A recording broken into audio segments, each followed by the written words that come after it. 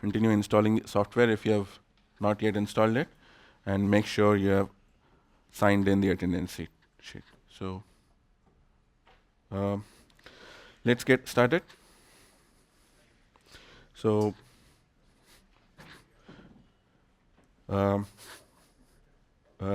very good afternoon to everyone. My name is Hari. I'm going to present this tutorial on Celery, which is a parallel processing framework, distributed queue, where you can execute tasks, and it's very simple to use. It's built in pure Python, very lightweight, and as you will see, it's not very hard to integrate this into any of your existing code base, however small or big you have. So briefly about myself, I am a Python enthusiast. I don't work on Python every day on my job. I work in a bank. I work in a front office situation, and I manage electronic trading platforms. And Python is a hobby. And because I work on backend systems on my job, my interest in Python also is mostly on backend, working with server-side stuff. That's why this.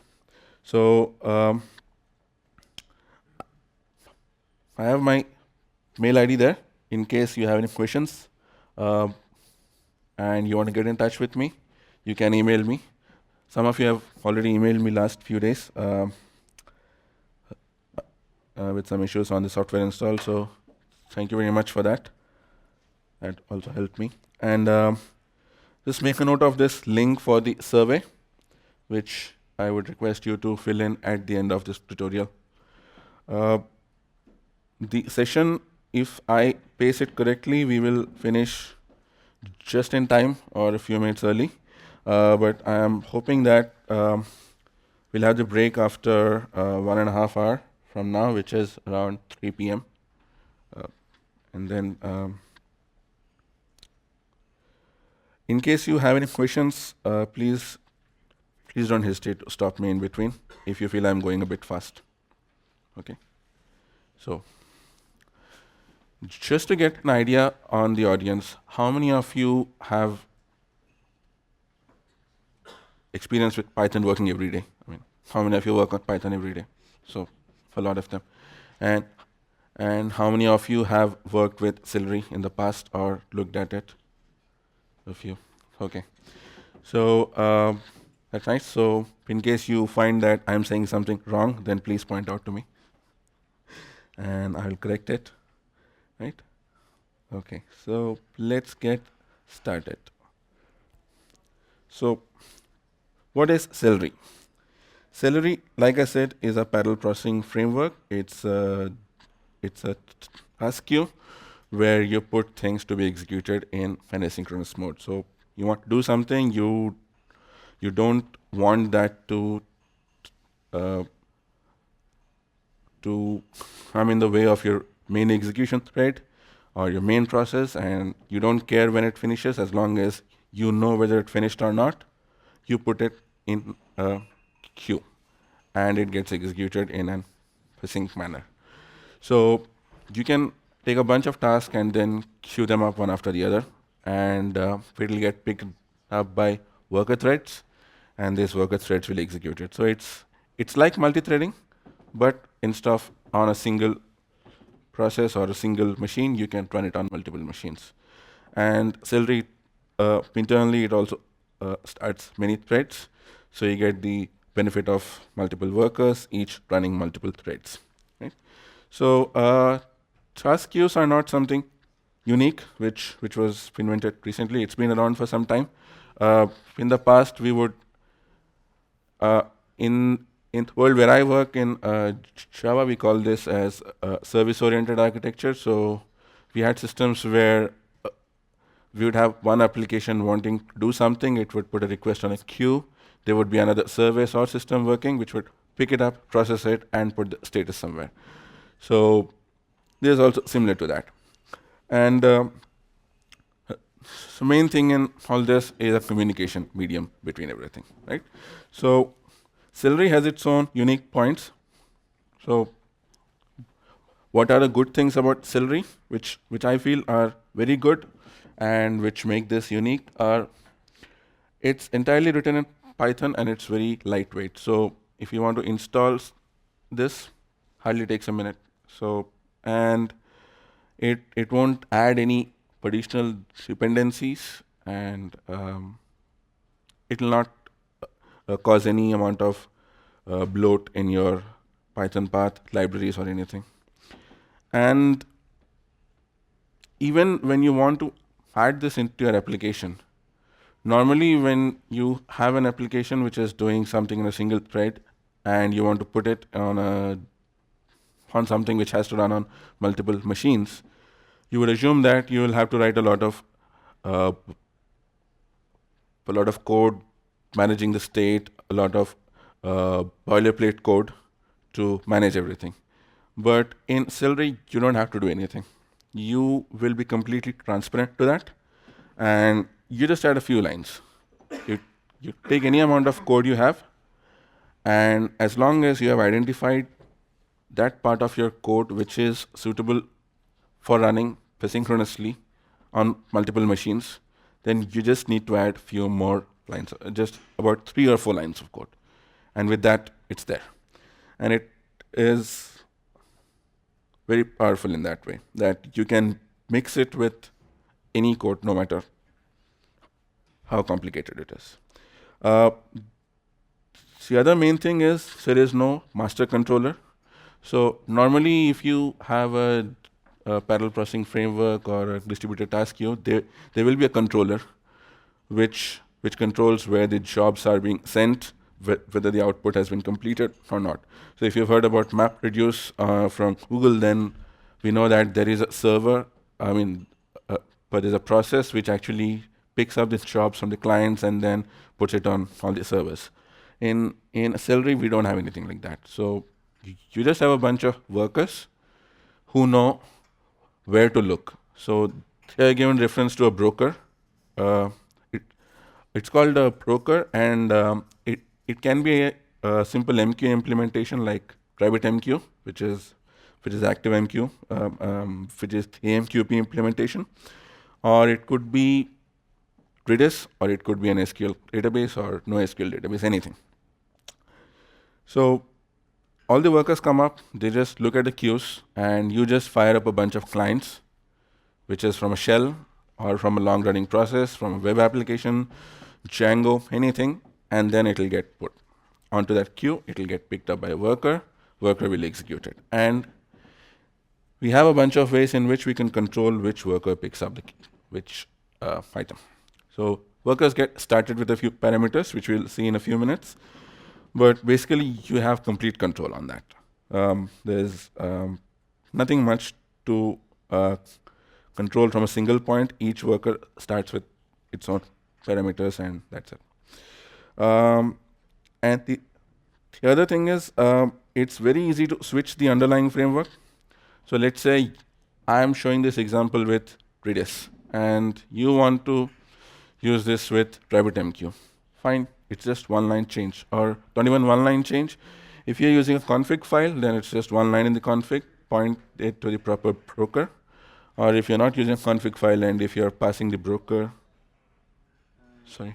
Do you have any preferences on whether to run Celery on Rabbit or Redis? No, there is no preference, because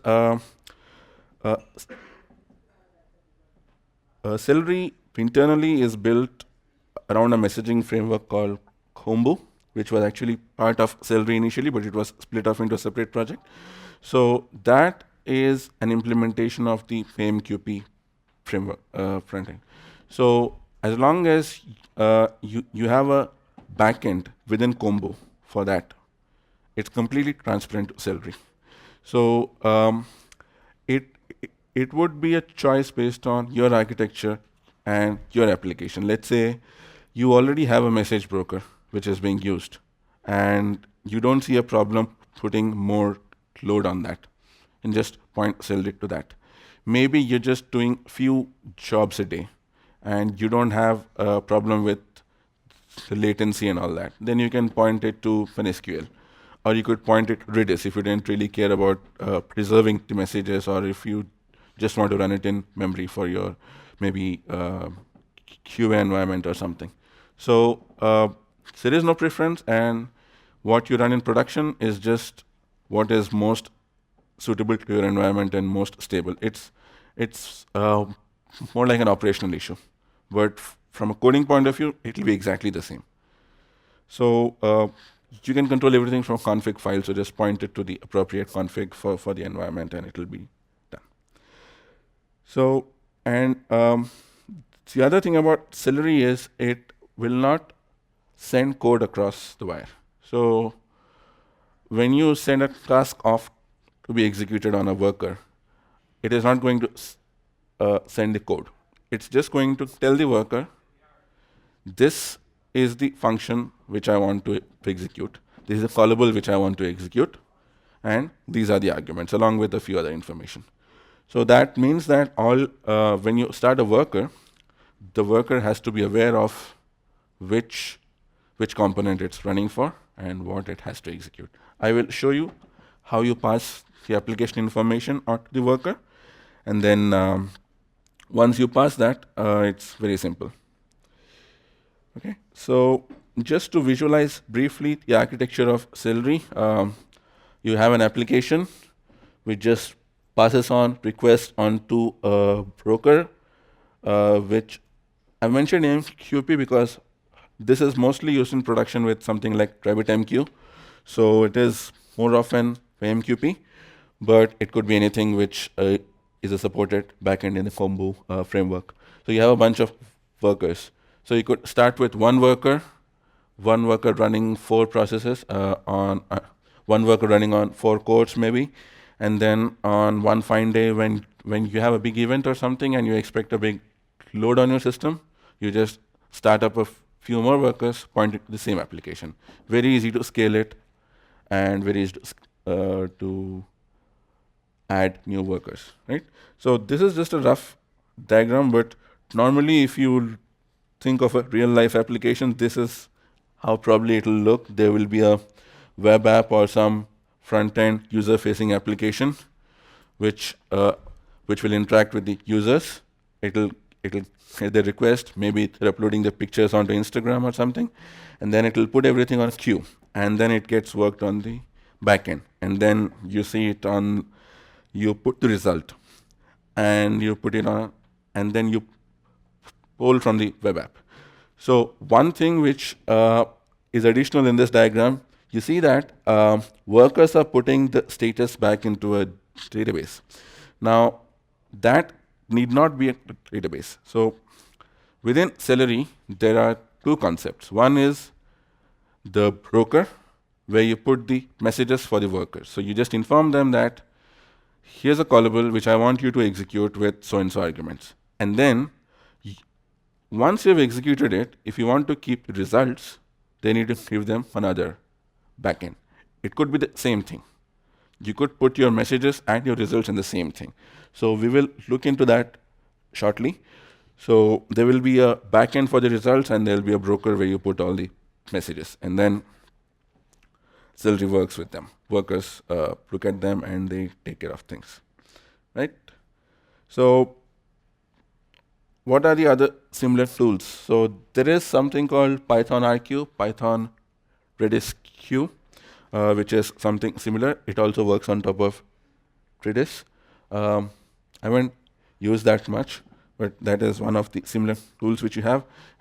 And I think you have a lot of other applications and commercial frameworks which let you do this even with Python. So what kind of scenarios will you use Celery for? So like I was saying, things which have to be done in the background, things which need to process large amounts of data quickly, and things where you need to free up resources so that they can be used by the process. So one of the examples was someone was asking me last time I presented this. They had an application where they receive phone calls from the users, and they have a stack of software which records the user voice for some purpose. So, and they have about 100 phone lines where they get the phone calls, and they're processing, recording it, and they're processing it synchronously now at the moment. So in so the problem we're facing is at peak times, obviously the 100 lines are full, so users are getting client busy. So one of the ways in which they could use this was in once they get a phone call on each of the lines, just record the sample onto a file or something, and then spin off a task on Celery so that it can take the voice file and process it. That was because they did not have to do a synchronous reply back to the user on the phone that your voice is processed. So they could then take the voice sample, analyze it, record it, and extract whatever information they wanted from that. So those are the kind of scenarios where you would do this, where you don't want to hold up the resources and bring a load on the entire system. So that's one way, right? So we'll briefly explore the command line for Celery before we get into how we execute things with Celery. So, like I said, Celery is very lightweight. So it just comes with two executables. That's all. So there are two executables in Celery. One is the main one, Celery, which is what we use to start the worker. There used to be another one to start this as a daemon, but that is now not used, deprecated. So what do you have? So there are a bunch of things in Celery which you can do. So the Celery executable can be used to start the worker, or it could be used to start Celery beat, which is the periodic executor. There is a bunch of other things which you can use to monitor using Celery events, beat, multi-shell, and all this. We won't be really going into all of that. There are means of inspecting Celery remotely. So once you have a worker running, you should be able to remotely inspect the worker from the command line if you want to. There is a monitoring tool as well, which I'll show briefly, but there are a bunch of options which you can use that. You can add consumers, you can auto scale. So auto scale is for increasing the number of processes on the worker and all that. Pool, grow, and all these options which you can do. Right? So main thing we will use today is Celery worker. So this, as you can see, it takes a few arguments. One is the application. So we will look into what is a Celery application now on next notebook. But Celery application is an instance of Celery which has a registry of what kind of tasks are configured, and then things like signals and all this stuff. And you start a worker for a single application, and it will be able to execute tasks from that. If it gets something which is not from that application, it will fail.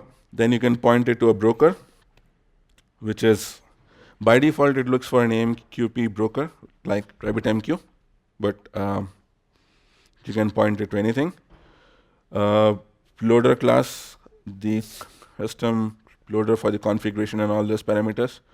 You can pass in a config file, or you could just create a file called celeryconfig.py in the folder where you're starting this up, and it will pick it up from there and working directly. So these are the only main things there. You can, we'll look at that later.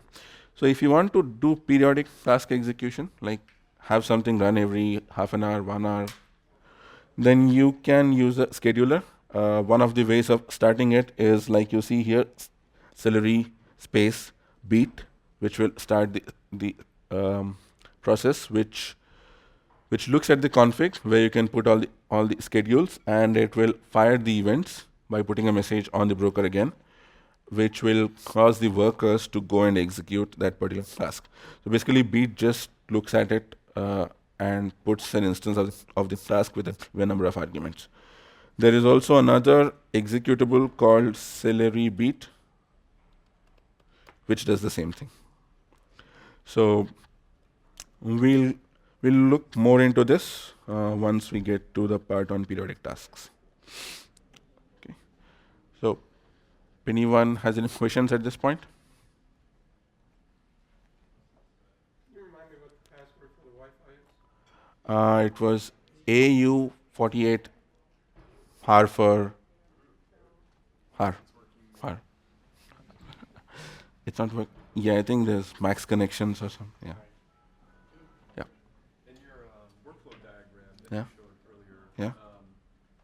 This one? is there any reason, that one, Yeah. is there any reason why the workers couldn't also access the database within their own while they're executing the task back and You forth can. rather than just reporting to? You can. I mean, in this scenario, what is being shown there? Okay. Just to repeat for everyone, the question was why can't the workers access the database directly instead of reporting through the framework? So what is being shown there is what you have within Celery itself. That you don't have to do any additional work. Once you fire a task and once it gets executed, Celery will automatically put the state in the database. You just need to point it to it. But let's say you have a shared database which is being used both for the state and it also has all the application information. Then your workers can access it, just like any other process. Right? Okay.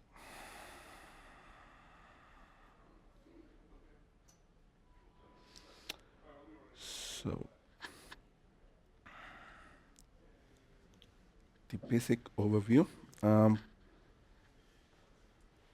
Okay, so let's get started with writing some code which will show you how to use Celery. So as you can see there, it's a very simple example, very contrived. So I have a simple function which is just adding two numbers. This could be any arbitrary function, and the only requirement is that the function should be completely self-contained. Like it should not be calling something else. You should take the most granular piece of your code, which is not having any external dependencies apart from the code which is there in itself. And then you can make it a Celery task. And in order to do that, you just need 3 lines of code. You import Celery, you create an instance of the application. So line where you see Celery equal to Celery, that is where you're instantiating the application. And then you just put a decorator which says this callable is a Celery task. So that's all. Behind the scenes, what is happening is Celery takes the function callable, passes it to the decorator. There is a class within Celery called task, and it will make an instance of that, and it will pass this callable onto that. That has a lot of other information like the ID, all the mechanism to maintain the state, persist the state back to the database, write the results and everything, and that's it. So when you execute this, it will get called on the work. It will get passed on to the worker, and the worker will execute it. So we will see how this thing works internally in a moment. I'll tell you more about the application in a minute. So let's say we want to see how this works. Okay.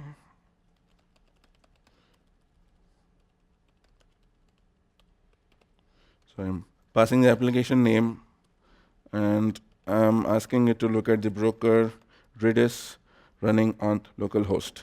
So I don't have Redis running at the moment. I'll bring it up in a minute. But yeah, we don't.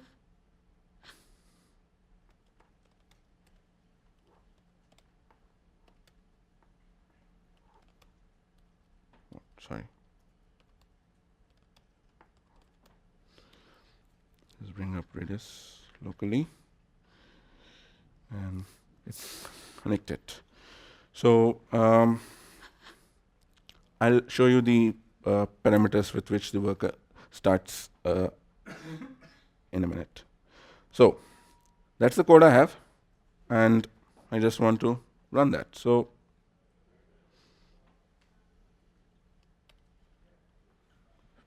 execute it.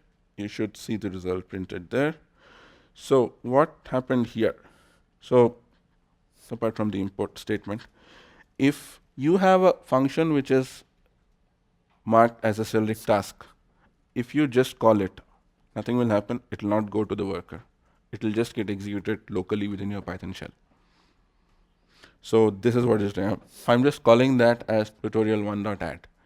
So if you wrote some code which was supposed to go to a worker, but you want to play around with it locally, just start up a shell and execute it. As long as you don't point it to proper Celery worker, it will execute locally.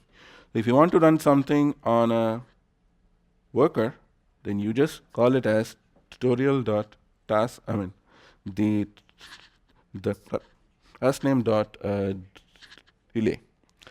When you do this, when you call this method, this function on the task, it will create an instance of the task class.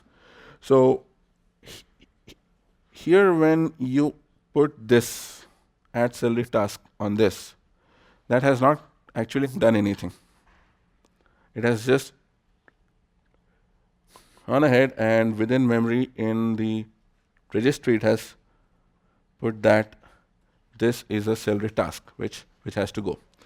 So the moment you invoke it, that is when it will instantiate a class of task, pass on all this information, lazy instantiation, and it will pass it on to the worker.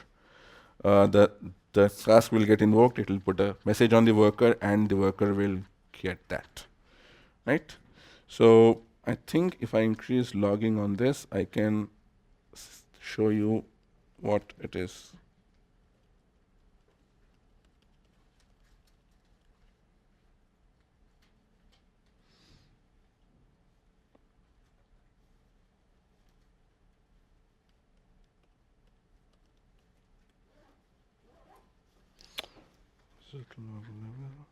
Huh?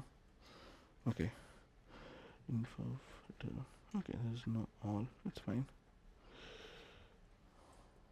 Let's see info. Okay. So might go there and I run this again. Then you should see that it received a task tutorial1.add with, and it prints a big number which is the ID of the task, and it would have got a bunch of other information like the arguments and the context and everything, which we'll see in a bit, and then it prints out everything, right? So if you execute something locally, you get result, but this one, when I executed this line, it did not return a result. It gave me an async result, which means it means that the task was sent onto the queue, and once the worker is finished with it, you will see the result. And this is where the part of storing results and everything comes into play. So let me actually assign that to something and see what are the parameters it has. What are the attributes which it has? So once you have an async result, just like any async result, future result object in other languages like Java, you have a bunch of things to find out if it worked or not. You have result, revoke. The result will be the one which you use to check what was the result of it. If this will be populated only if the callable was returning something. If it just executed, printed something, didn't return anything, then you won't find anything there. Revoke is used to cancel the task. Serializable shows whether it's serializable or not. State and status are used to find out whether it was successful or not. Task ID, traceback, and everything. think there was, it was ready, parent, ID, graph, everything. So you can get any kind of information. But all this information will be available only if you have a result backend. By default, if you don't have a result backend, once the worker comes up, it executes a task, logs it, that it's finished, succeeded, that's all. But it's not going to put anything in the result backend. So since we don't have anything here, if I try to execute anything like this, it would fail. It said not implemented error. This, you might or might not configure a result backend based on your environment. I mean, it all depends on your usage. Now there's one more thing. Here I executed this with passing both the arguments. It's possible to execute this by just passing one argument, like a partial. So where do I do that?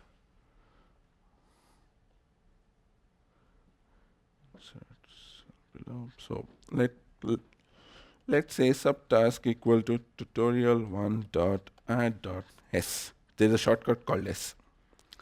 I pass that with 1. And that executed it. So it created a subtask. Now I can do subtask.relay 5. And then it will execute it. So what you're doing is you create a partial function by fixing one argument, and then you can pass it further argument. So if you had a task which requires a constant argument, but then after that you have the second argument varying. So you could be taking a value and evaluating its value at all points on a curve or something like that. Or you want to take a curve and multiply every point on the curve with a fixed value like 5 so that you scale it by 5. So, and you can fix one argument and then call it. So you can do that. We'll be seeing this more once we get to the workflow point.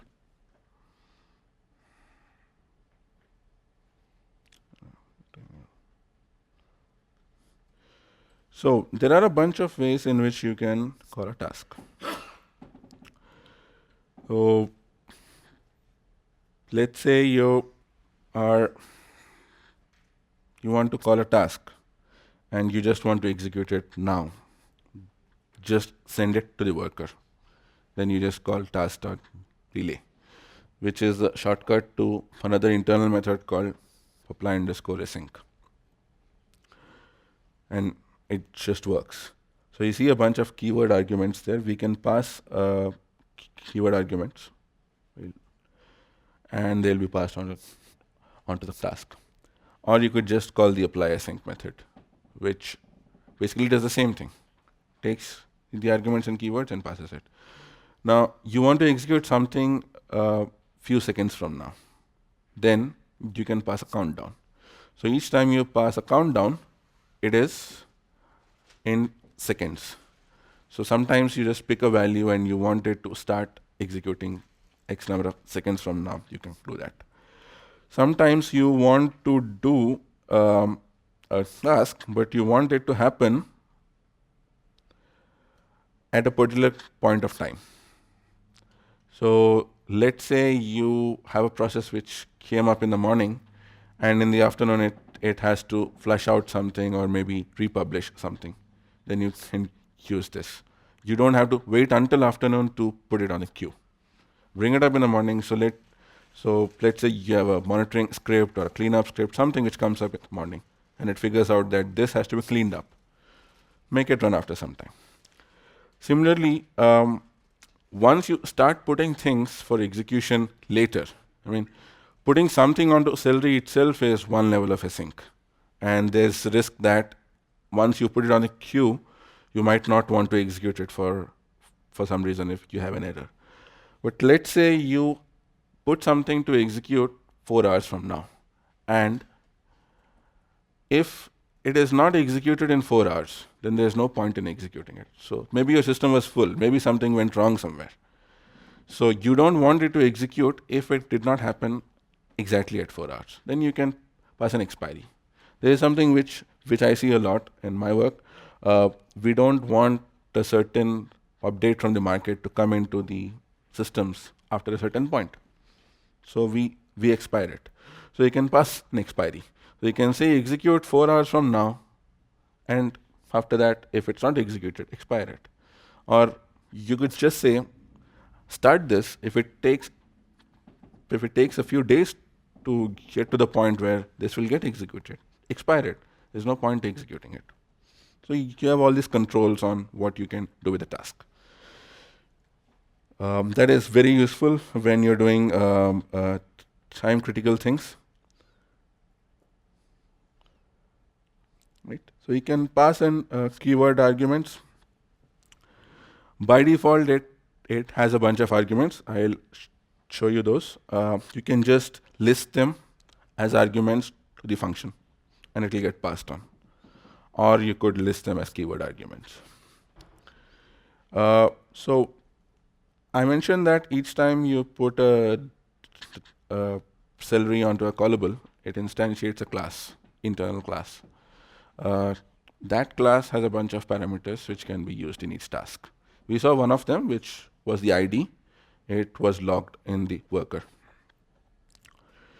So you have a bunch of things. One is the ID. Group and chord we'll see once we look at workflows. These are just means of executing things together in a workflow. Arguments, which are the arguments to your callable. Now these are positional arguments, keyword arguments, the additional ones, retries. So Celery, when I mentioned that you write a task for Celery, it has to be the most granular one. The reason for that is twofold. One is it should not have any external dependencies, because then there's no point of running it on a worker. The other thing which you need to watch out is sometimes when you put a task on Celery and the worker is executing it and it fails for some reason, or it fails to update the state as completed, then the task might get picked up again. Or if it fails, you might invoke a retry. So you can specify how many retries, and each time it does a retry, you don't want your information to get messed up. So when you write a task for Celery, make sure that even if you execute it more than once, it will either check whether it was already executed once, or it is doing something which is harmless enough that even if you run it multiple times, nothing happens. Right? The next one is interesting. It is called is eager, which means like sometimes you might get into a situation where you have tasks which you would normally execute on a worker, but you want it to happen now, wherever it is running. Then you can pass in this flag. You don't have to pass it every time. You create the Celery task without this parameter, but when invoking it, just pass in this is eager equal to 2. That will force it to get executed on the machine, or you could say on the client which is invoking this. That way, if there is something which has to be done urgently, it can be done there. The other one, then you get a bunch of information about host name, delivery information, called directly, and all this, expiry information, and everything.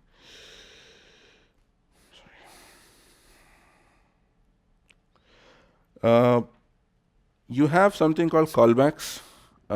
You can pass in callbacks. These are subtasks. So I showed you how to make a subtask by calling the .s shortcut by fixing a few arguments. So you can set a bunch of callbacks which will be called if this task completes successfully. I think that forms the basis of the workflow mechanism which we have. So you can pass in callbacks. Similarly, you can pass a function called the error back. So each time there is an error, it, it, it'll invoke these functions. And then you can log the error, or you can handle the error, send an email, whatever, stuff like that.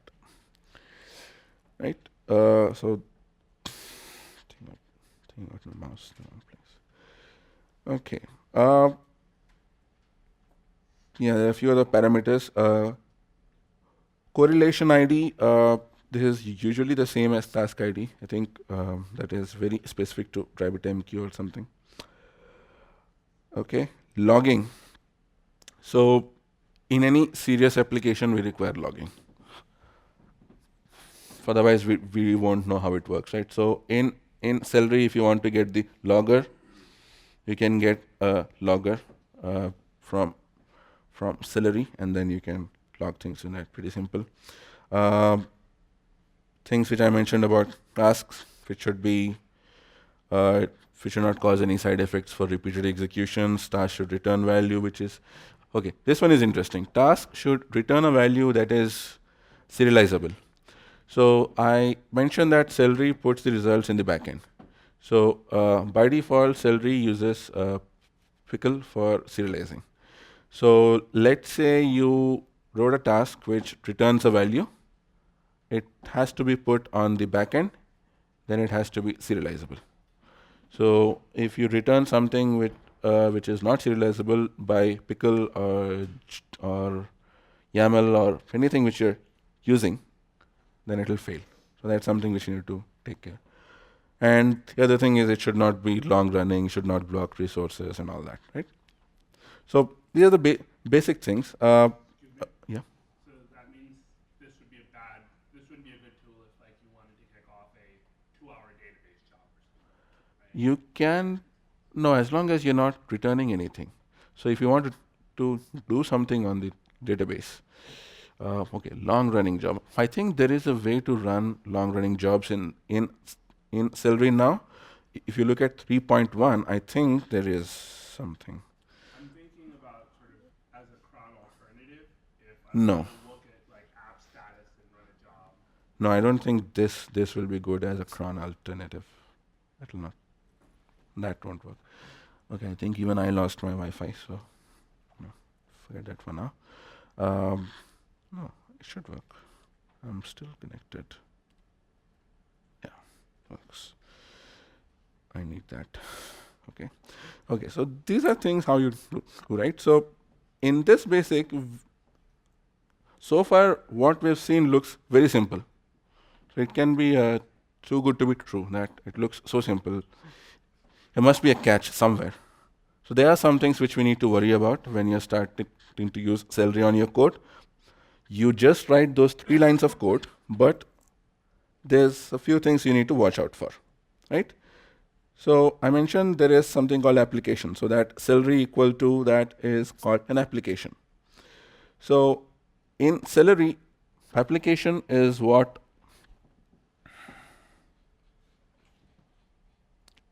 so everything starts from the application, right? So when you instantiate Celery, you pass in a few parameters. One is the most important of them is the main name. So each time you put a callable as a task, it gets instantiated and it gets passed around. So it has to have a way to uniquely identify it, right? So you should be able to tell the difference between a function with the same name in multiple applications. So when you instantiate Celery, the first argument which you pass, the one which we passed here, tut1, that's both the name of the application and name of the Python file where it resides. So that is the application name. So the task which I have, that will have a name based on the application name. So it will be application name dot function name. So it will be tut1 dot add. So what happens if you don't pass it? If you don't pass it, it will put it as main. It will just put it as main. And that will work as long as you have every function with a unique name. But since it is important that you separate out your functions, just like you have package and module names and all that. You need to have a name for the application. Best practice and keeps things easy. So how it gets named.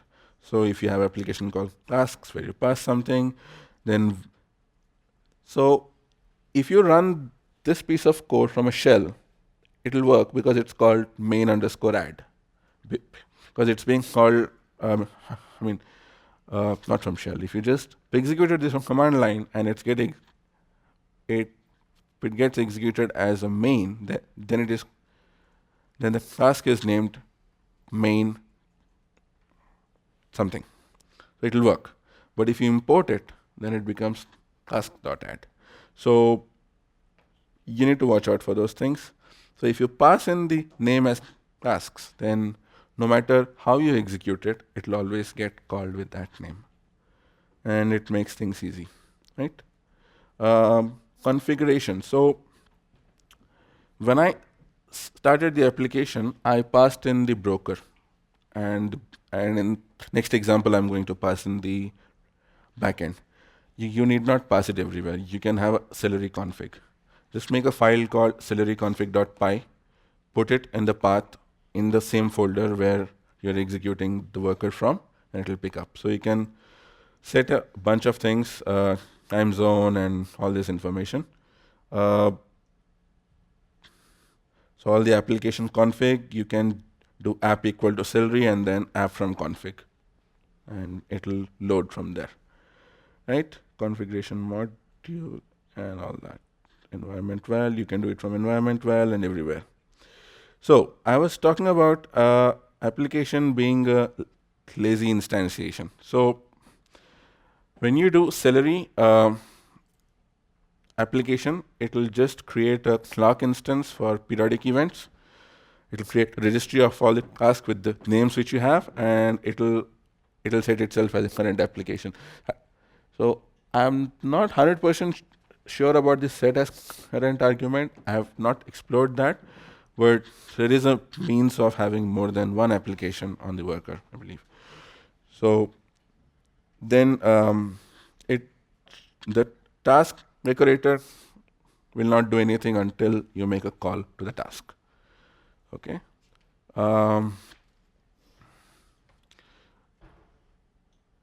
Default app, this was something from the old one. Current app, scheduler. I'm not going to go into a lot of detail on that. Abstract, okay. Abstract tasks and task, we'll get back to this in a bit. Something else I wanted to talk about on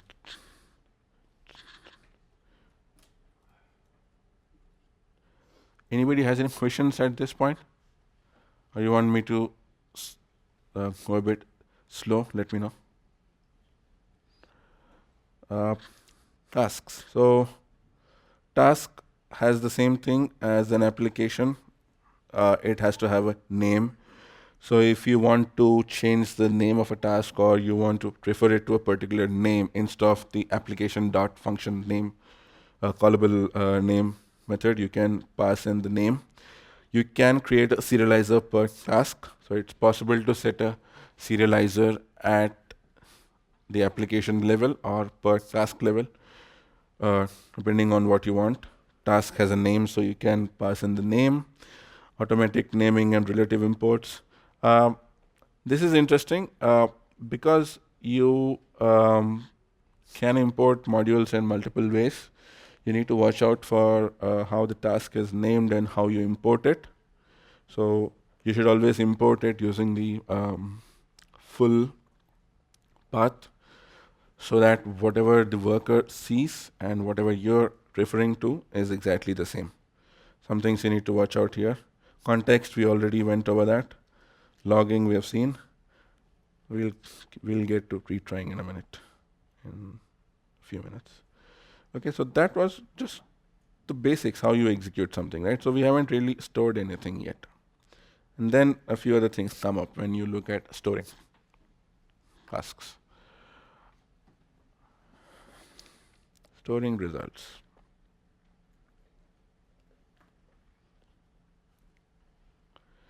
Okay, so if you have something which is not storing a result and something which you want to store a result, there's only one additional parameter, backend. Pass the backend. This can be anything. This can be the same messaging layer which you use, the broker. So in this case, I'm using the same thing, Redis, for both passing messages and putting results. But you could point it an SQL database if that makes more sense. If you want to have an audit of all the tasks executed, for example, for some compliance reason, which is more common in banks, then you can have something like that.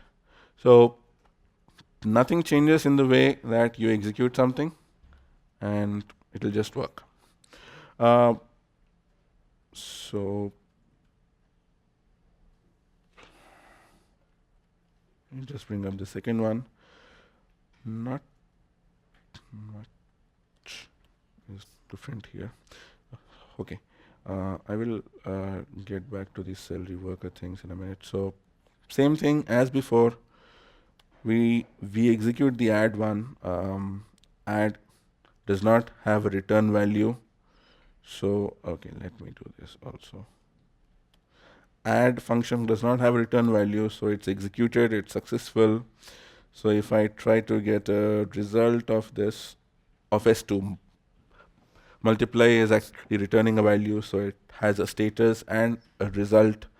Add does not have a result, so it just returns none, right?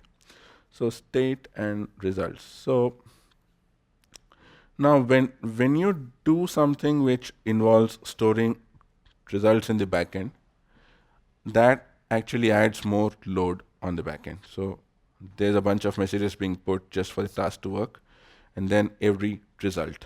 So each task for every state, started, in progress, completed, failure, reject, whatever it is, it will put a message. The final result of it will put a message and everything. So as you have more tasks, more executions, this will increase. So you want to think about which tasks do you want to store a result, which tasks you don't want to store a result.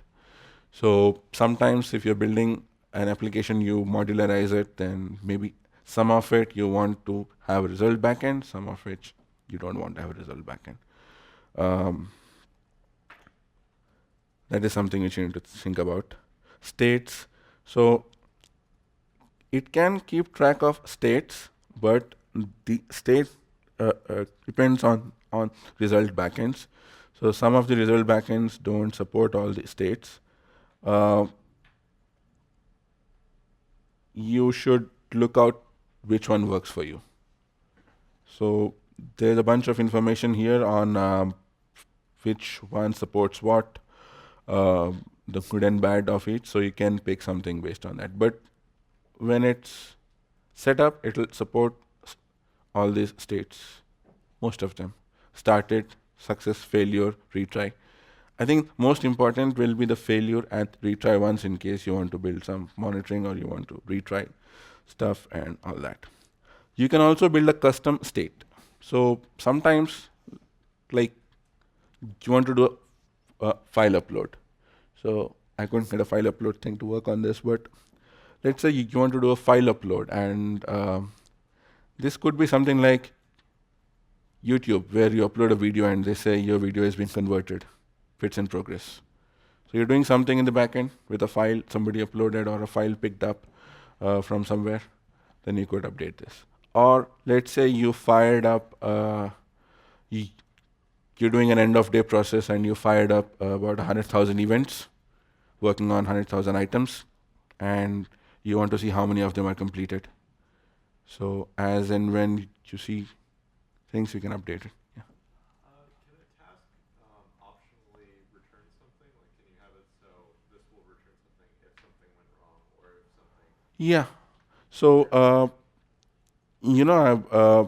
here we just returned the we just multiplied and returned something, right? So you could modify it and say that if it works, you obviously return the value.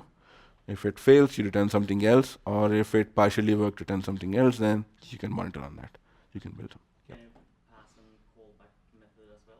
Yes, you can pass a callback. So you can pass in a callback for every task, and then if it fails, you can do that. That will be invoked automatically by Celery. So if you want to use a callback, then the task has to complete. So if something goes wrong, you don't raise an exception, you don't invoke retry, you complete the task, and then it will invoke the callback with the final result of the task. So you need return something, so you return something in indicating an error, and it calls the callback. Or if you want to make it fail, then you raise an exception, it will fail, but you pass in the error back function. Then it will call that, saying there was an error in this particular task. Then you can do that. So you can use a combination of those two there. Callbacks and error backs. Custom states. Exceptions, if you want to return an exception, it has to be pickable. The common thing. Reject, retry, we'll get retry and custom task classes. Custom task classes, did I have something? Yeah. Okay, I think we can probably look at custom task classes now. Let me just check what I have here. Okay. Retry. This is schedule. Okay, so we can look at custom task classes now. So I said there was a class which is instantiated each time you put something, right? So I don't have an example on this, but it's very simple, straightforward. Celery has a task called a class called task, which is used as a parent class. You can extend this, and you can do your magic in that. So you need to have when you write a task, the run method becomes the executable, right? You can do that. So since the task is not okay, this is the interesting thing. Once you have a class for a task, it is not executed for every request. So once a task is invoked, it makes an instance once per process. So when you start a worker starts with a fixed number of concurrency. By default, worker starts as many processes as the number of CPU cores it can get access to. So I'm running on this, it has 4 cores, it starts 4 processes. And I have a task on there. Each time it gets invoked, per process, it will make one instance of the task. Only once. Now this means that if you're doing something in your task, like somebody was asking, can it go and access information from an SQL database somewhere? So you make a connection to something which is a costly object. So all these connections, pools, and all these heavy objects, costly objects, maybe an XML parser, you want to instantiate an XML parser. All these things, you can do it in the init method of this class. So you write a custom task, and you put all the heavy lifting work in the init method. So it sets up everything. And then in the run method, you write whatever you want. Then each time you invoke it, because it's only instantiated once per process, you're not making a lot of connections. You're not causing a load on the worker or the database or whatever it is. More optimization. And how do you use it, right? So I said that you can actually write a custom task, but how do you use it? You just say app.task. I mean, here it's saying app. It's actually Celery. In our example, we did Celery equal to Celery. And Celery.task and pass the base task. So you do all your heavy lifting in the init method. You have everything set up, and then you pass it. So that will let you optimize how you use things. If you don't want to write the full task, you could even use an abstract class. You could just abstract classes have a few other things which are very useful. So this has a bunch of handlers. So like you're asking what do you do in case it fails or something, right? So if you want to customize, by default, if it fails, it just calls the error back. By default, if it returns a value, it will go and invoke the callback. So you want to customize that further. How do you want to do that?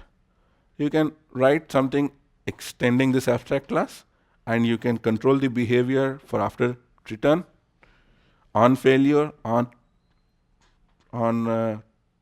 retry, on success, everything. So all of these get passed the same information, exception, unique ID of the tasks, arguments which were originally passed, so you can inspect them. So let's say something went wrong, and you want to know why it failed. Something which works every day failed. So you can inspect the original arguments and see if somebody passed in something wrong.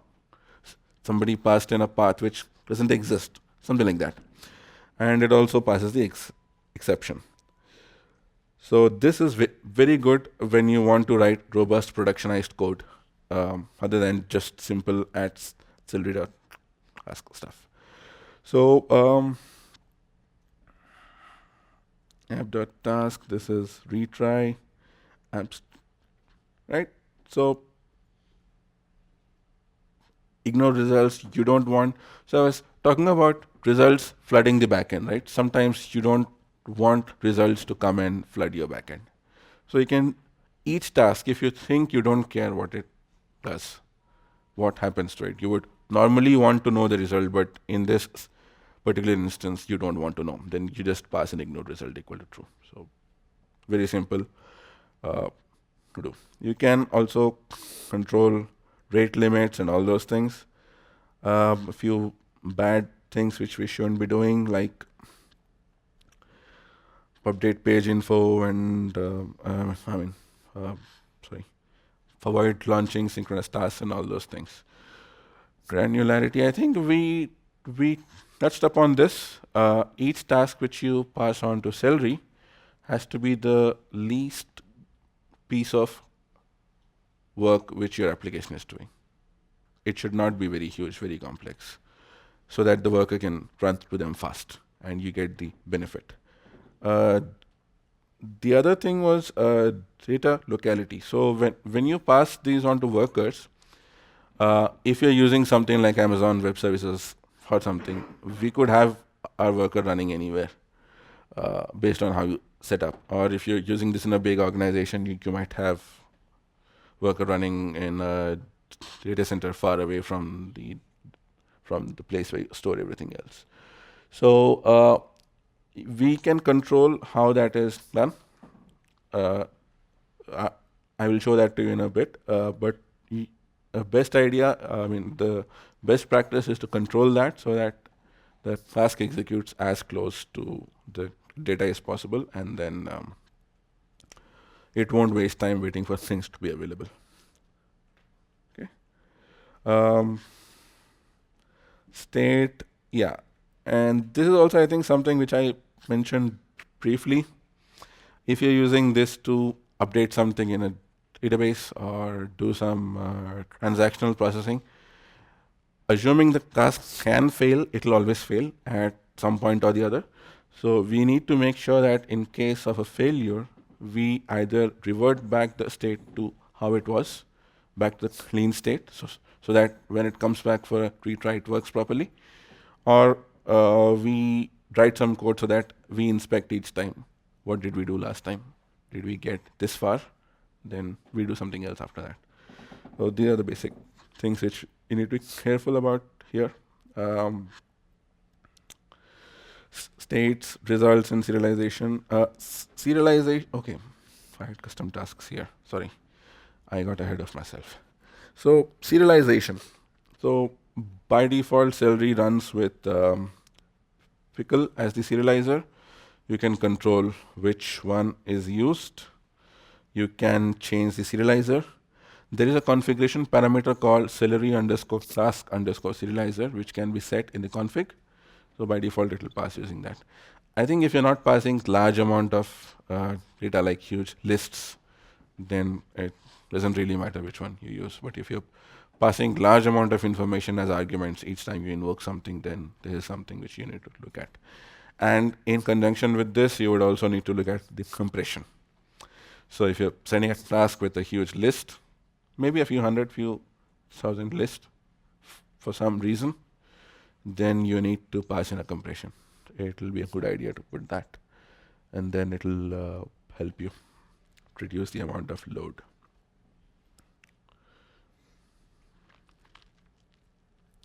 Any questions at this point? Okay. I'll just get some water, then we'll continue.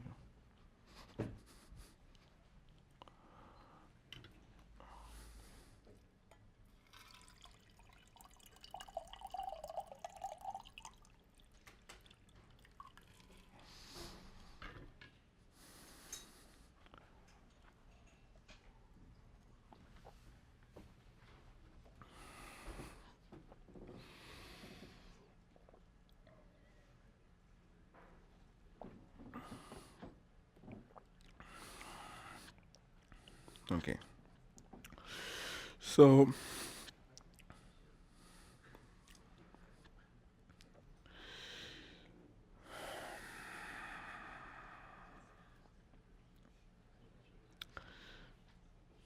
okay.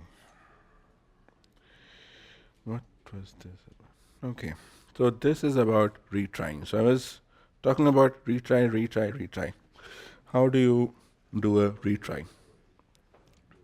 So it's very simple. Let me just set up some information which we will use. Data is created. No, it's not yet created. It's created now. So logger we've already seen. We just get a logger and then we do it. Then we were talking about going and fetching information from the external system. So in this case, what I'm doing is within a task, I'm making a connection to Redis, getting an information from there and passing it. This is what normally you would do if you do a proper production job. You'll get some information from somewhere, parse it, and put it back. So like I was saying, you could either make a connection here, or you write a custom task where you do all this heavy lifting upfront, and then you invoke with that. Then you make only one connection instead of like this, where you make one connection each time there is invoked. That again depends on how many times you invoke it and all that. And so this was just an example of showing that. Pretty much similar to everything else.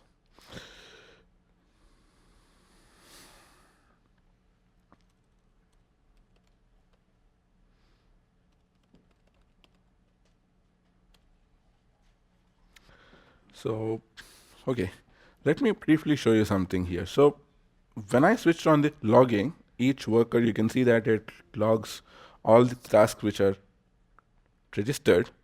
And if you note, it prints out the concurrency. So it's able to access 4 cores, so it's putting 4. If you have this running on a server with more cores, you can. It will start with as many cores as are available. So there is an argument which you can pass to for a Celery worker, which will say how many processes to start for the concurrency, and you can control with that. And then just make a note of that thing called queues. We will be looking at that. We will be looking at that shortly. So nothing much here. I'm just running a bunch of things here which just get the values. Okay, there was a problem. So task 4 failed. So what was 4? Get initial position value. So I did something there which did not exist. So it failed. So in this case, there was no retry. It just failed. And I didn't do anything to handle the retry. Sorry. So if you want to do a retry, how do you do it? Right? The first way, if something fails, you just return none. Don't do anything. There's no harm. You always have a bunch of things which are harmless jobs. There's no side effect if it fails. Then you just return none. That's easiest thing you can do. Plus, you should also add some validations. Like if you get bad inputs, return none and all that. There's one way you can handle failure. The other one is just invoke the retry. So each task, once it's instantiated, either the inbuilt class or your custom class, whichever you've written, has a method called retry, which can be used to invoke the retry. So you call that, and then it will invoke it again. It will invoke it again after some time. So how does that work? Let's try that. Okay. So email positions 1. So I need to change the. Okay. So yeah, if something fails, it will just log something into the log. So you can use monitoring tools for logs to look at things. There's an interesting thing about retries, which will lead into the next one of queues. We'll get to queues. Okay, so you have these. Actually, okay. So in this case, I went and started the process first. I mean, the worker first before I executed the thing, right? You don't have to do that. Let's say the worker is not running and a client invokes a task. It will wait on the queue. It's just like any message queuing system. So you won't lose anything while the worker is not running. So I'm just trying to run something. It will go into retry. So it failed once, so it invoked the retry mechanism, and it's in retry. And it will stay in retry until it finds the value. Okay, it will stay in retry until a worker picks it up. Now, will the worker pick it up as soon as we insert something? What do you think? As soon as I insert the value, will the worker pick it up? Maybe. Okay. It won't. And so let me just set the value. It's still in retry state. So this is the tricky part. You can see that the value is there. It has everything, but it's not executing. Retry does not come to the same worker. So each worker, when it gets the ID, when it gets something to execute, it knows what is the ID. So it knows it failed on that worker. Now, because workers might be out of sync, because when you start a worker, you're just pointing it out to code. Maybe the code is out of date. Maybe that's why it failed. So that is why the worker does not pick up the same task again. There is a way to work around this, which is you put it on a queue, particular queue. You put it on a different queue on the same worker. We'll go into queues shortly. But generally, once a task fails, it will not get picked up by the same worker, which is a safety mechanism. So let's say there was a worker which was badly out of sync in terms of code, or maybe it has a stale connection, or it's having connectivity issues. That will prevent the worker from picking up the same task again and again, failing continuously in a loop, which is a bad idea anyway, right? So let me bring up another.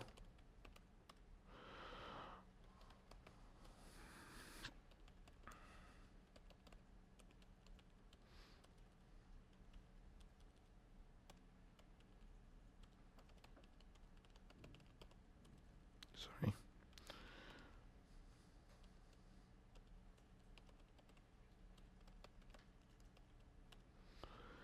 So this comes up, and it should pick up a task immediately. I didn't put the logging, my bad, but T4. That is interesting. Why is it again in retry?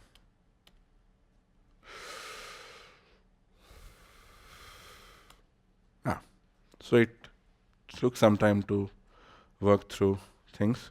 So it got picked up as soon as I brought up the other worker, and it worked. So now you can see the result. Right? I got a question. Yeah. So if you push new code to your application, the only way the worker picks it up is to restart it. There's no way for it to detect that the Uh, file changed and reload itself. There is a way.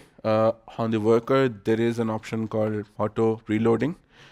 It requires a file system polling module in Python. It's there on the Celery documentation. You can install that, but that is not recommended for production environments, because if somebody pushes out bad code, you don't want that to obviously impact things. So in your QA development environment, you can do that easily.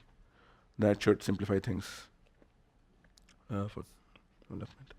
But yeah, I think normally you would want to put the code on some sort of a shared mount and just point everything to that, so nothing is missed, and then you bounce. Okay. Retrying. There are a few things to watch out for retrying as well, just like anything else. So retry will raise an exception. So any code after retry will not be read. So let's say you put retry at some point in the task, and after that you put some code to clean up the state which you did before you hit the error. That is not going to work. So you do steps A, B, C, D. You want to retry that, and make sure if you have to undo anything, finish that, and after that invoke a retry. Just being okay. Custom retry delay. You can change the retry delay. Bind. Okay, what was bind? Okay, it'll give access to the self, the task instance. So if you have a task which requires access to the instance of the task class, you can just say bind equal to true and pass in an argument called self, which you normally don't pass in, right? When you write a task, you just write a callable which takes the arguments. You can put that, and you can control the default retry delay. So if you want to keep increasing it, or let's say you have a way of keeping track of how many times it's failing. First time you retry after 30 seconds. Next time, maybe not a very good idea to just go and retry again. So increase it to 1 minute. Keep on increasing it. So you can do that. I think this is again same thing which get passed on everywhere states. Yeah. So retry queues, right?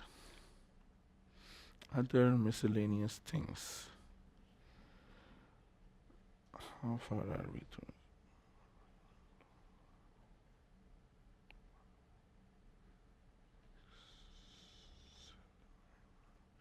I think we're just getting to the halfway point, and we are also getting close to the break. So yeah, we could look at two simple things. Configuration. Okay, I don't have much on this because it's really hard to show any big example on this. There are a bunch of configuration values for each of the backend. So because we have a bunch of backends which are supported, each take a different kind of parameter. So you can set all this in Celery config.py and put it on the path. There is a way to send error emails also. You can send error emails. You just have to configure everything. So something fails, it will send an email. The important thing which I want to talk about here is Celery imports.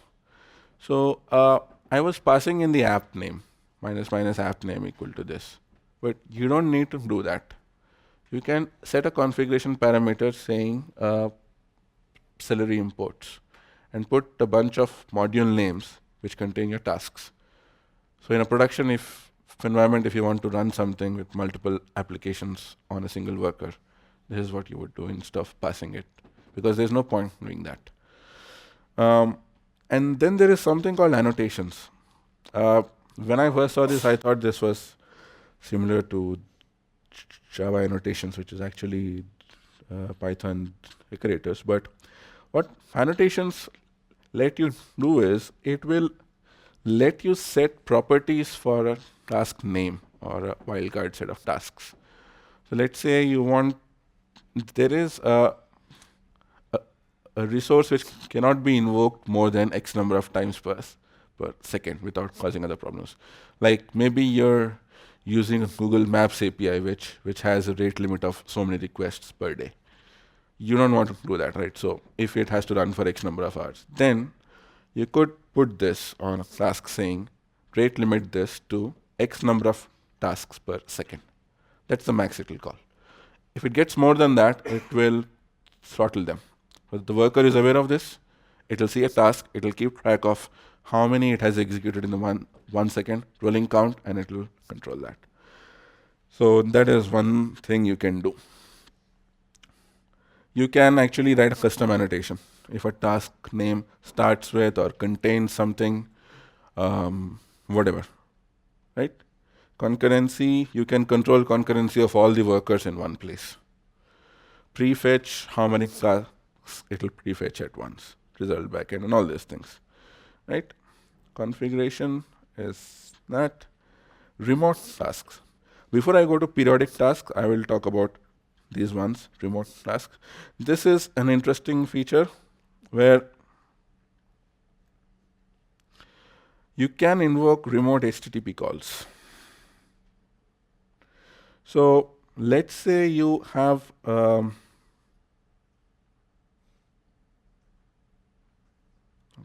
one second. Give me a moment.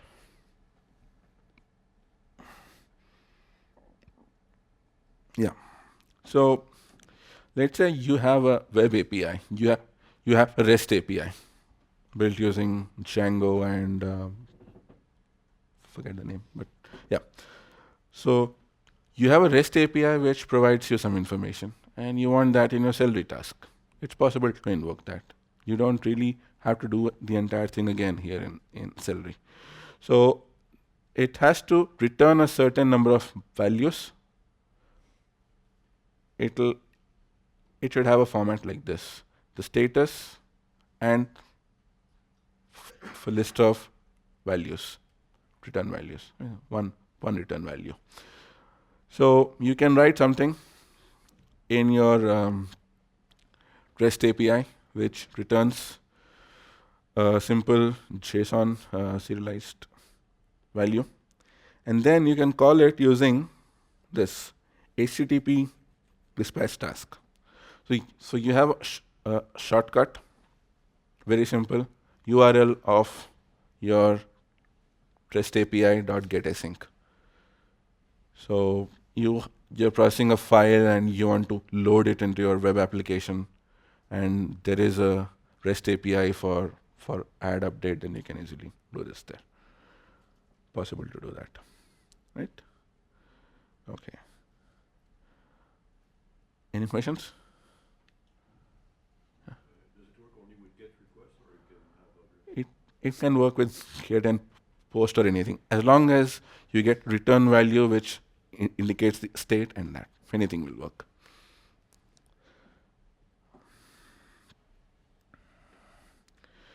Periodic tasks. So I said there was periodic tasks, right? So in Celery, you can put the schedule of a task in the Celery config.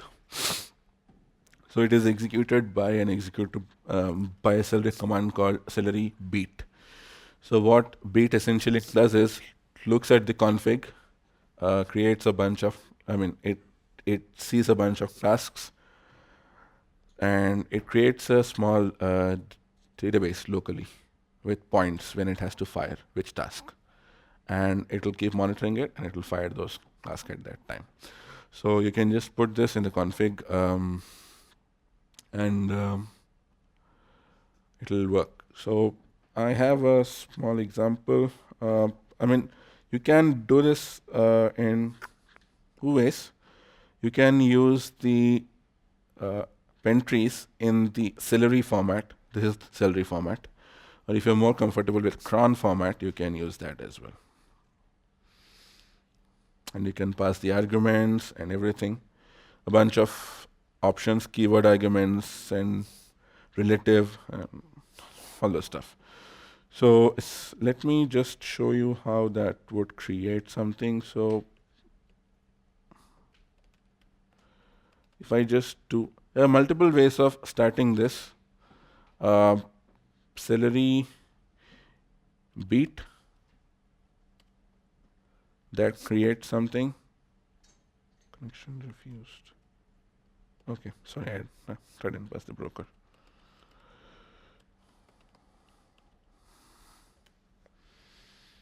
So it just sits there and it creates a database.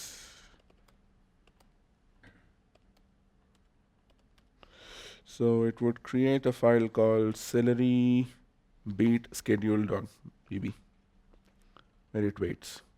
And once it fires, it would tutorial.add.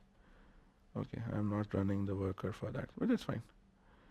So it basically what it's doing is it's just firing the task. Every 30 seconds it says, I am sending this. And every 30 seconds, I'm putting a message. And it comes to this and it fails because it does not know the task. I'll talk more about this when we are talking about queues. So you can do this. The other way of starting this is you simply embed this in a worker. Celery worker minus B. And then you pass in your arguments. Now, for some reason, I'm not able to make this work on my laptop, although it should work. You can give it a try. And that will, starting the scheduler, custom scheduler class, you can even write a custom one, but yeah, that's about it.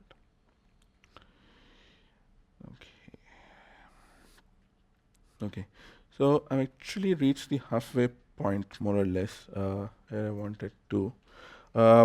Let's take a break now. I planned it for 3 o'clock, but we'll take it 5 minutes early. We will start again at 3:15.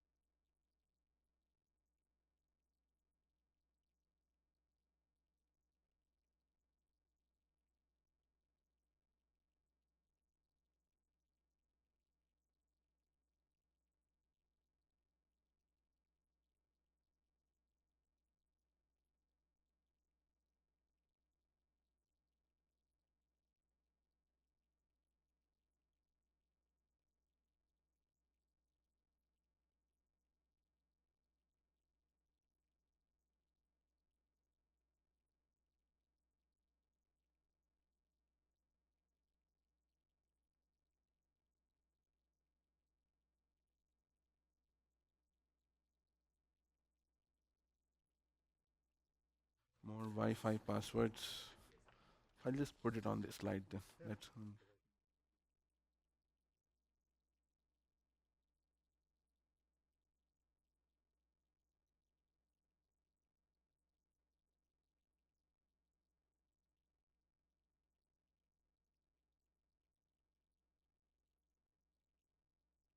yeah. We should be okay.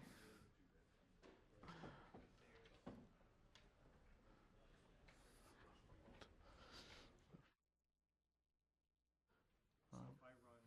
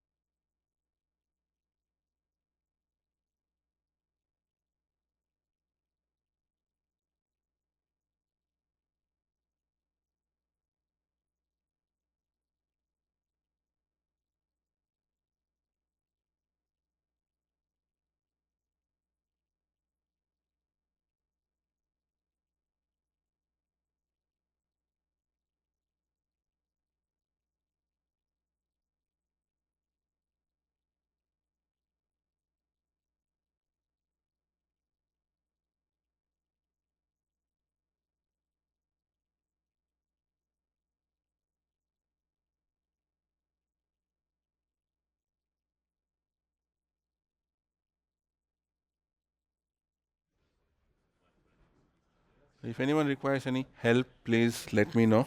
Uh,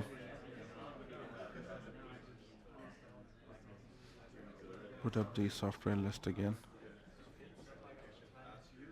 I'm not used to using GitHub, so how can I download?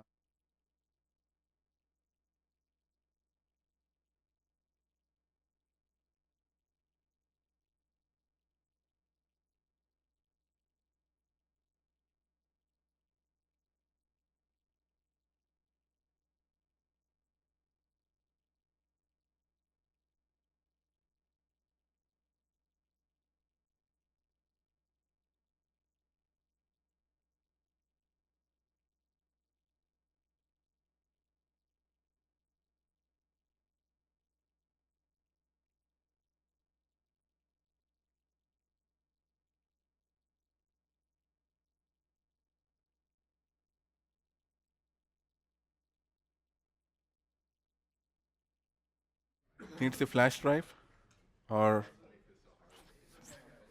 okay. There's enough connections.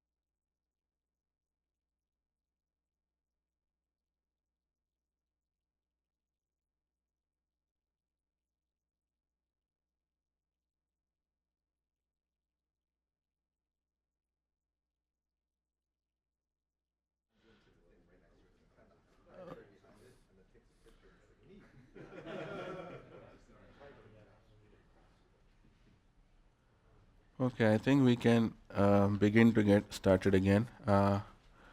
Some of you had problems with the code and the Wi-Fi, so if you want to take a few minutes to get everything, and if you want any help from me, let me know.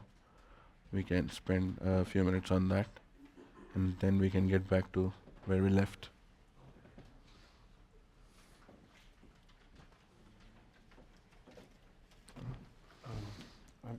When I asked to connect to the wireless, it's not asking for a passcode.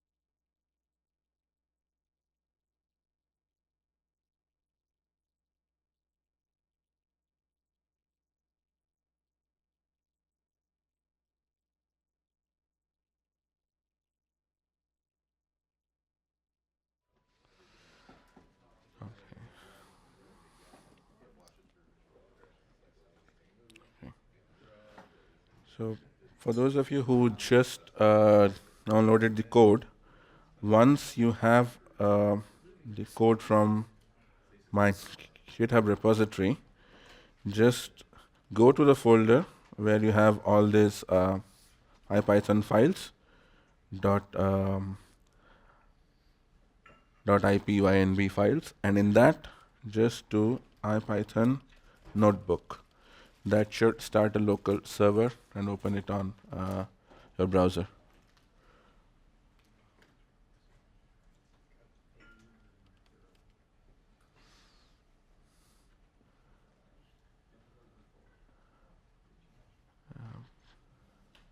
I keep having a problem where it requires PyZMQ. Uh, You have to yeah, install looks like that's a dependency. Can you install? Yeah, you have to install CCMQ, and there might be a CCMQ devel too, but definitely CCMQ. Okay, is that with pip or Are you doing it on Linux or on OS X? OS X? Sorry, I did not Do a pip install on the ZMQ. Pip install PyZMQ. I tried that and it failed. Uh, You need PCC and you need with CCMQ. with the CLang error, you know, you had all the CLang errors yesterday. I remember that email chain with you. You had some trouble. Yeah. Sorry.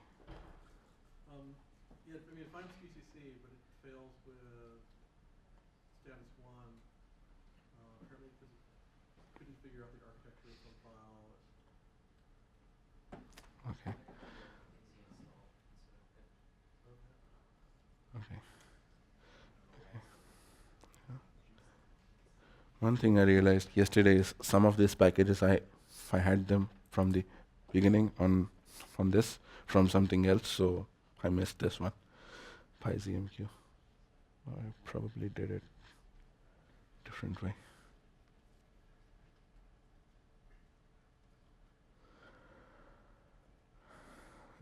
Make a note. Let me do something. Okay, in case, let me update the requirements.txt file, and I think you can. What happened to this? Why did I lose my recent files? I have no idea. Open recent. Okay. Does that open the folder? Huh? Something went wrong. Okay.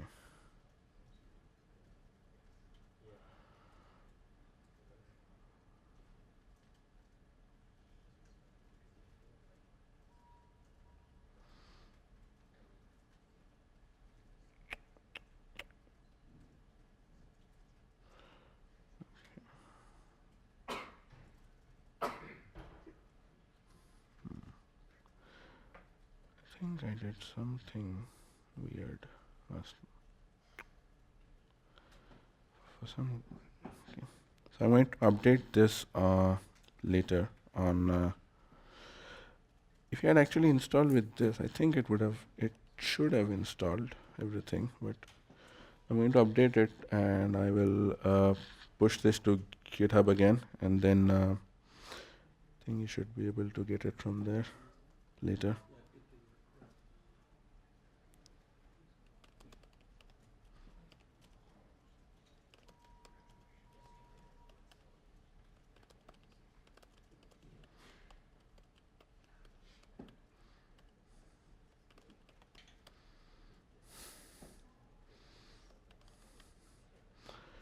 Okay, another 2 minutes, and then we'll get started. Let me know if you need any help in that time. So we got past periodic tasks and a lot of things.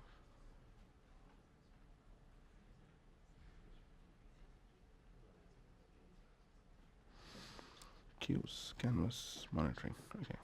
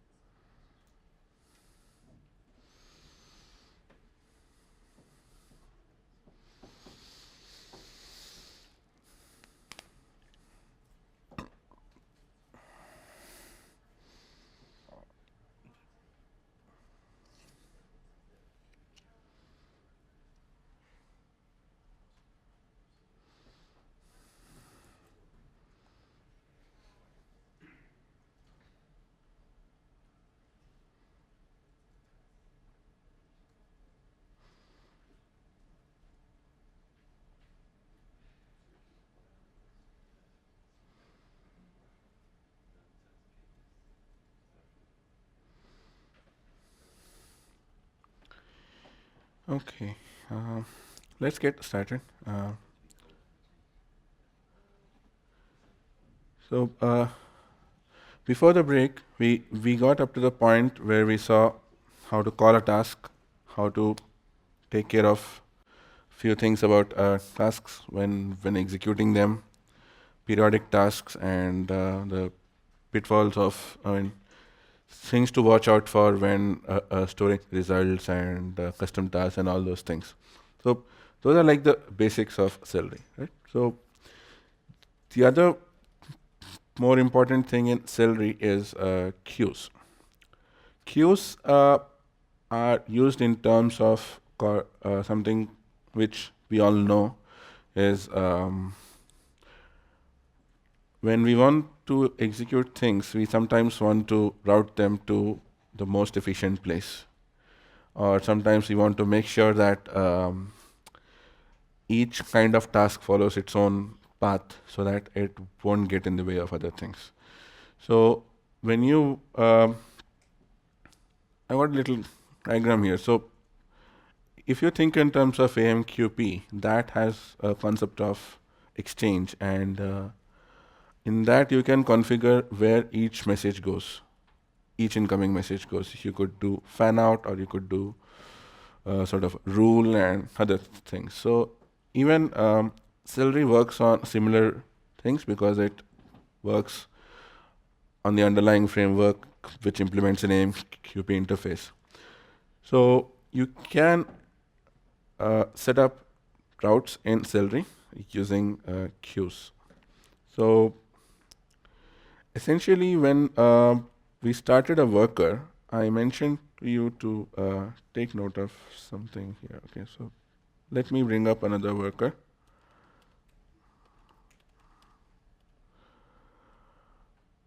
So each time I start a worker, it prints out something called queues, and it lists a bunch of queues which are there. So by default, because it's built name QP semantics, Celery creates an exchange, which is the AMQP instance where messages come and then they get routed around.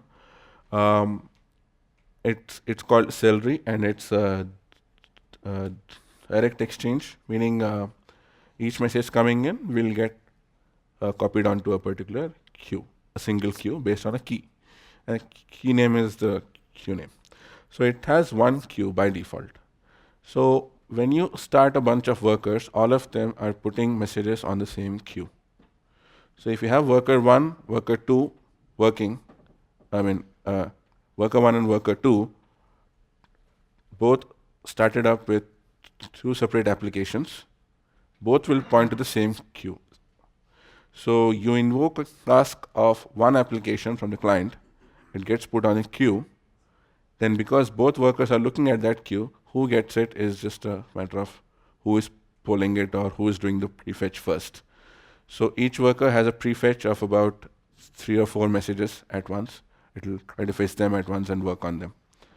So in that case, what will happen is you put a message, it ends up on a worker which does not recognize your task. Now, if you use something like Celery imports, which I showed in the configuration, and you listed all your applications in that, then all the workers have the same applications. And if your tasks are named properly, then it will be able to easily find them and execute them. But if that's not the case, then things will not work. So you can set up queues for each application, for each application level, or while executing each task, or even while invoking a retry. So you can have a number of queues on the worker and then pass the task on to that. Setting up queues is very easy. On the worker, you don't have to do anything on the broker. Normally, if you think of a message broker, you would think that someone has to go and set up a queue on the broker first, then something points onto that. But in Celery, you don't have to do that. You just pass a list of queues, minus minus queues equal to 1, 1, 2, for example. That creates 2 queues. Each is a direct queue, as in you get a message into the exchange with a queue name as 1, it will put on the queue 1. No fan out, nothing. It's as simple as that. So how would you use that? You can use these queues to separate out your messages based on priority. So if you're doing something which has to happen very fast, and there are a bunch of workers on that, call the queue as a high priority queue, and then you start a bunch of workers with a queue name, pointing them to the queue name called high priority. And then it will pick up all the messages. Then you might have something which is low priority, you don't care if it happens today or 4 hours from now, and you start just one worker on that. So then you have things spread out. So you could have one worker running on 5 cores pointing to a high priority queue, and a bunch of workers running on 1 core each pointing to the low priority queues. So that sort of thing you can do. And that's very useful in very large applications where things need to be routed. So what do you by default there is a okay, so I was mentioning that in Celery, you don't have to create the queues. That's not magic. That's because you have a configuration parameter by default. Now, just like automatically reloading code in production is bad, automatically creating a queue in production is also bad. Somebody might inject something which will go and do something bad. So you need to switch it off in production. And similarly, just like you don't want to pass on all the application names, you don't want to manually list out all the queue names. So you can set a config called Celery queues, and it will be created. So if you have a bunch of queues in Celery queues and create missing queues is off, then when you pass a task, it will obviously fail.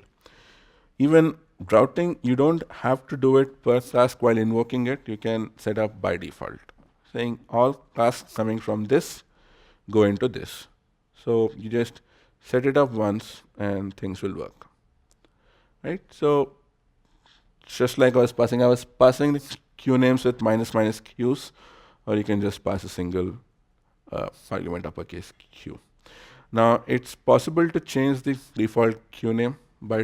By default, it's called Celery. You can set it up to be any name, right? You can change the routing. You can change the exchange name and other stuff if you want. And all these are pretty easy to do, right? Default exchange.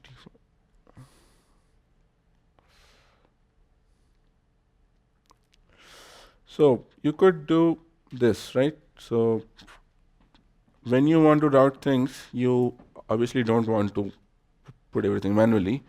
You can route things using a wildcard.hash. By default, these are the ones. Default routing key in case it is not found in this. Someday you might just want to add some functions which are not set up in this. Then you can put a default. Basic things which are available with most of the things. Right? Then you can do that. Task.apply async. You can pass a queue name. You can pass a routing key. So maybe you set it up in such a way that you have multiple keys. You want to route some things, one queue under some circumstances, and then maybe the system is under heavy load, or you see something else and you want to put it somewhere else into another queue. Then you can pass it while invoking a task. Just pass it while invoking using apply async or by using the delay method. Both of them are pretty easy. Now things change based on how which backend you're using. AMQP works in one way, and the other things. What I meant was there might be some kind of routings supported when you use RabbitMQ, but maybe when you use Redis, it is not supported. So there might be a few things there to watch out for, but otherwise it's fairly simple.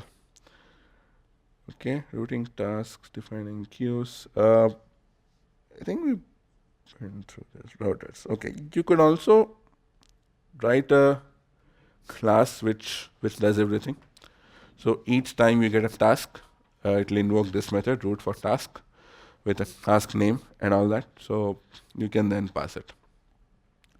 And when you write a custom router, which might have your business logic, right? You might look at a task and make a decision at runtime. You might look at the arguments and make a decision. So you just put it in Celery routes. You either instantiate it or you put a class name and it will get invoked. And it will work. Okay. Broadcast routing. Sometimes there are things which you want to send to every worker everywhere. So task.reload cache. So far I was only talking of scenarios where you have some sort of business logic and you want to execute on the worker. But sometimes when you start a worker, that might actually make a copy of something. Like the worker comes up, it reads a file and loads a lot of metadata, and it keeps it in a global variable somewhere. Then periodically you might have to reload it. So it's possible that you broadcast a message to all the workers, which will invoke that task, and you can just update the global variable. So if you start a worker with a piece of Python code and you have a variable there, which is a map of some sort containing everything, and you want to reload it, you can do this. Then you can simply broadcast it. It's possible to broadcast routes as well. So this would be a special application which you would build somewhere, which would broadcast everything, task.tree.cache and all those kind of things. Right? So let's see some queues. So what do we do? Queues. Let me do something. Let me start a worker for queues, which does not, I mean, same thing, right? If you start a worker without pointing it to the proper queue, nothing will happen. So I don't pass this in.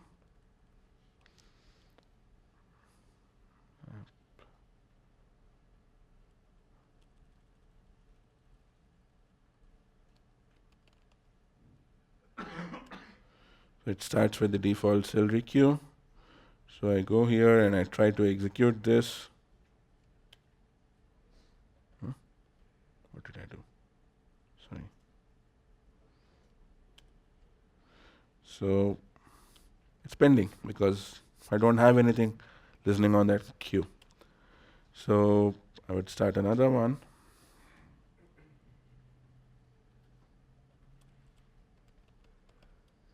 Okay, where am I? Am I in the correct folder? Yeah.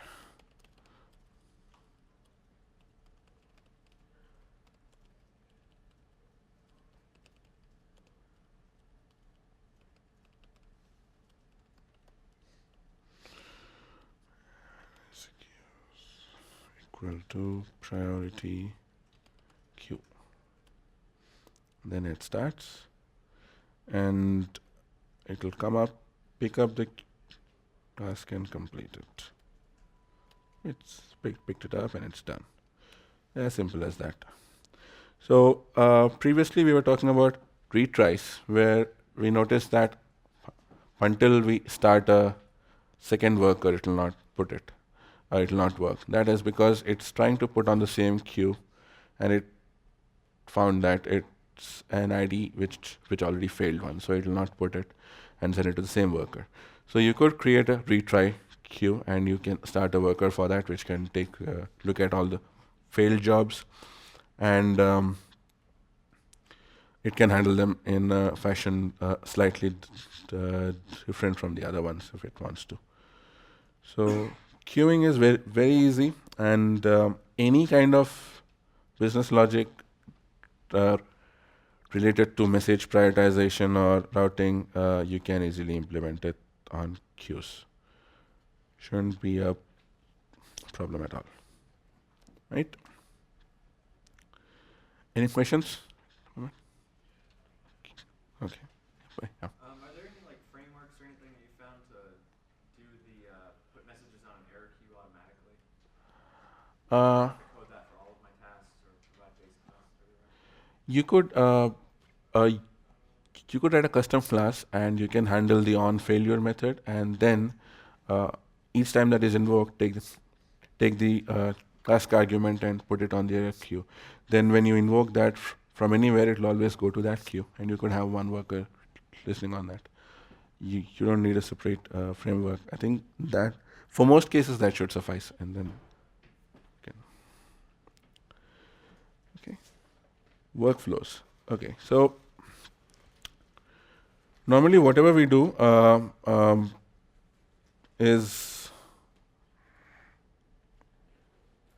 okay.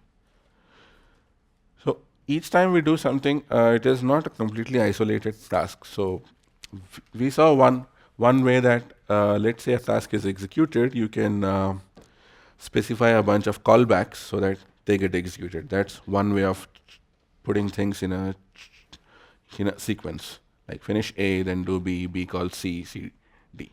You don't have to do this manually, right? Although it works. So Celery provides a bunch of primitives for workflows, and they can be used to create workflows. These are not very complex things. It's a sub-framework called Canvas, and that can be used to start workflows. So there are a few things to watch out for workflows before we go into that. So signatures. Yeah, I think that's fine. Keyword arguments, debug. I think most important thing is partial. In the main thing,